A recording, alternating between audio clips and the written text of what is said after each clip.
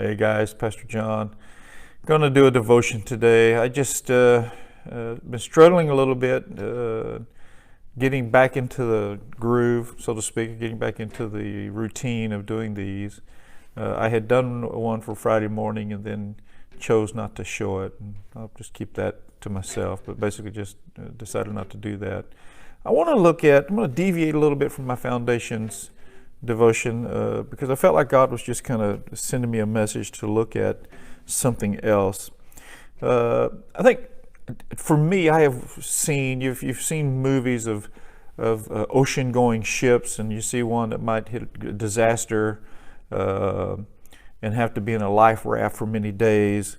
You can imagine how being stranded in this lifeboat for a long period of time can be very challenging and a great hardship. You just feel like maybe you're just drifting. Seems like after a while all hope starts to disappear and you start to feel very challenged. Now imagine with me, if you would, that you're in that same kind of situation, but instead of being adrift, you were able to raise the sail and catch some wind. You would feel not so hopeless because the wind would give us some hope that we're getting somewhere and going somewhere. I want to just suggest to us today that it may feel like we're drifting some. It may feel like that we are stuck some. I get that feeling myself sometimes. I ask myself, how are we doing? Pastors probably always ask, how are we doing? How do I measure? And I'll use the term success. It's probably not the best term to use, but how do I measure what we're doing, and is it going well? And I'll be honest with you, it's hard to tell whether things are going well or not. But I feel like that the winds of the Spirit, our sails are raised, and the wind of the Spirit is propelling us. And although I might not be able to see all the faces I want to see, and I can't contact all the people that I want to contact, I feel like in the Spirit we're moving forward with purpose and with destiny. We're being propelled forward. So I want to keep us in that vein of moving forward, keeping hope up, not to let sadness overwhelm us or depression or feeling like we're stuck or drifting. Those are feelings that can happen. So my encouragement to us is let's raise ourselves up above that phrase, so to speak, today, and keep our hearts focused on what is important. So for today, I want to look at this word worship. Worship is such an important element of our Christian walk. And I think for many of us, we look at worship and we begin to think of praise or singing or shouting or hands raised. And those are all elements and part of worship, but it's not all that worship is. In fact, worship is seen as something, I think, deeper and more impactful for us. Romans 12:1 says, "Therefore I urge you, brothers, in view of God's mercy, to offer your bodies as living sacrifices, holy and pleasing to God. This is your spiritual act of worship." Worship, if you look it up in the dictionary, if you looked that word up, you would find things like honor and reverence, homage in thought, feeling, or act. Something paid to men, angels, or other spiritual beings, figuratively to other entities, other gods, ideals, powers, or qualities. But very specifically for us in Christianity, it is the worship of God. In the Hebrew, it's called shekah, which means depressed or to bow down or to prostrate oneself. In the Greek, it's prosenuko, which means to kiss, or to even to kiss the hand or to kiss the ground. Again, it's this ideal of presenting myself prostrate before the cross of Calvary. And just say to myself, what's important here is not what I'm feeling and the things I'm going through, but what is it that I'm surrendering and giving to God? One of the examples that I love to use, and I've used this example many times over the years, is what's important to me? What's important to you? And I would simply suggest to you that our checkbooks and our calendars would tell you exactly what's important to us. We respond through what we spend time on and what we spend money on. I saw a cartoon many years ago, and I just thought it was so perfect. And it showed a guy, and look at it as a kind of as a an analogy, so to speak. But in this cartoon, he's carrying all of his things on his shoulders, everything, bicycle, TV, golf clubs, all the things that he would have, he's carrying around with him. And he comes upon the cross of Calvary, and he bends over and picks up the cross, and he chunks it up on top of the rest of his stuff. Now what he's done there is that he's decided he will add Christianity or religion to his things. That's not worship. That's not bowing down prostrate before the Lord. What that is keeping myself in the center. The next picture shows this guy coming, and he sees the cross on the ground, and he lays everything down at the foot of the cross and bows down himself and says, "Not my will, Lord, but thy will be done." That is a good picture of worship. Not me, but God in everything that I do. We too often are guilty of trying to just include God in our lives, just as we would any other thing. However, worship of God is an attitude that says, I give up. Say that with me. I give up. I give up all that I have, and I give it to the Lord. This is my reasonable service to surrender everything to Him and give Him my life. And that can be tough. That can be hard for some. If you're like me, you like to be in charge a little. Maybe you like to be in charge a lot, okay? I've often thought in my mind, well, if God would just show me the whole picture. And then there are times when I say, man, I'm glad God doesn't show me the whole picture, because I probably would run screaming into the night if everything that was coming. I know that this is not going to, Han and I were talking today, and I know for some this probably won't compute. But we were just talking this morning about what a crazy, crazy year 2020 has wound up to be. And it's not over yet. Who would have thought? Who would have guessed? Who would have even come to a conclusion that in 2020 we would have seen some of the things that we've seen? Yet here they are. So I want to be able to surrender myself to the Lord. I want to give everything to Him. I want to put all my values and all my trust and all that I hold near and dear to me in Jesus Christ's hands.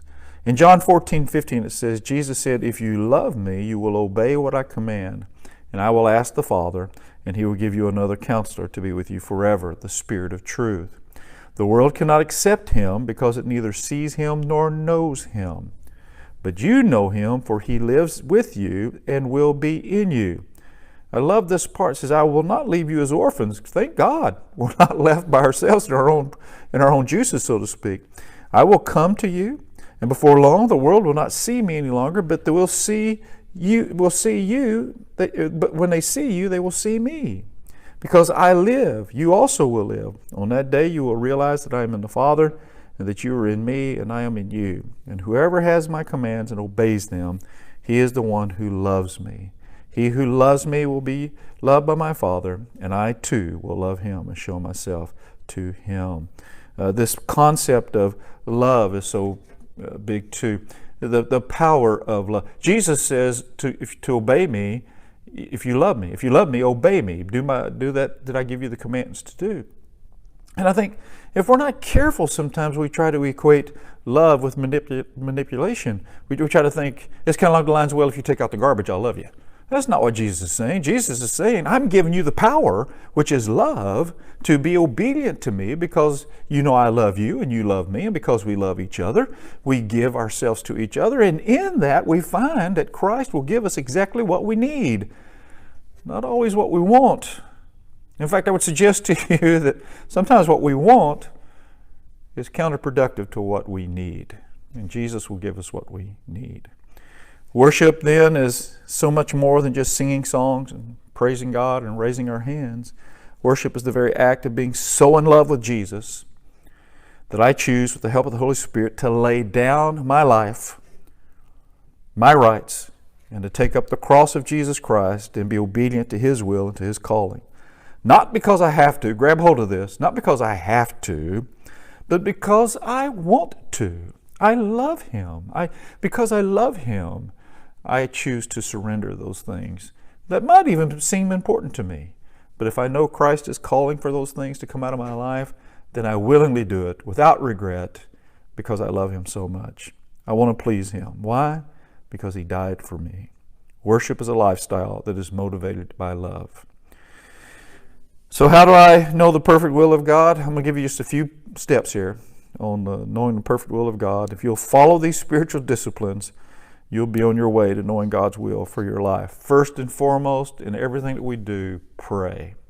Can't emphasize it enough. Pray. Talk to God. Prayer is the foundation of everything we do. It energizes everything that we do. It has been said it's the battleground of our spiritual walk, prayer. So pray. Very obviously, we have to read the Word. Oh my goodness, if you're not reading your Word, I just challenge you, begin to read it. Read it. Read the Word. Find ways to study it. Get a study Bible and look through it. Get a commentary and look through it. On top of your daily readings, get one book of the Bible and spend time, dive deep into it to see what the authors are saying. Fast, and that doesn't always have to be food, fast TV or fast Facebook, or those things that seem to get in the way of your daily walk with the Lord. Learn how to fast. I don't fast very well myself with food. It's one of those things that's hard for me. I tend to do it. I know for some will write me a letter and say, not really fasting. But Holland and I could do a Daniel's fast. We've just noticed over the years that it's a good fast for us. Watch online church. Watch Angle Lake Neighborhood Church online. I read an article this week by Barna that said 1/3 of all people that were attending church faithfully and regularly before the pandemic have stopped watching online services. 1/3. I thought, wow. I'm praying and hoping that's not Angle Lake Neighborhood Church. I'm hoping you guys are all still plugged in and watching and being a part of our services. We need you. I noticed on this Sunday, and I'm not trying to throw numbers around, but this Sunday we had 50 people that were in attendance here at the church, and I noticed at different times we had up to 30 people watching online, or 30 devices watching online. I don't know how many people per device. I'm sure sometimes that's just one. But that's about where we've been normally. And so I'm encouraged that hopefully we're still maintaining our group that are online. And listen, if you can't come to church, you can't be here on Sunday morning, we completely understand and encourage you to continue to watch online. There are many reasons why we're still in this modified, or not really modified phase 2, but in phase 2 and not moved to phase 3. So let's pay attention and be attentive. But watch online. You need to have fellowship with one another. We talk about this almost every time we get online.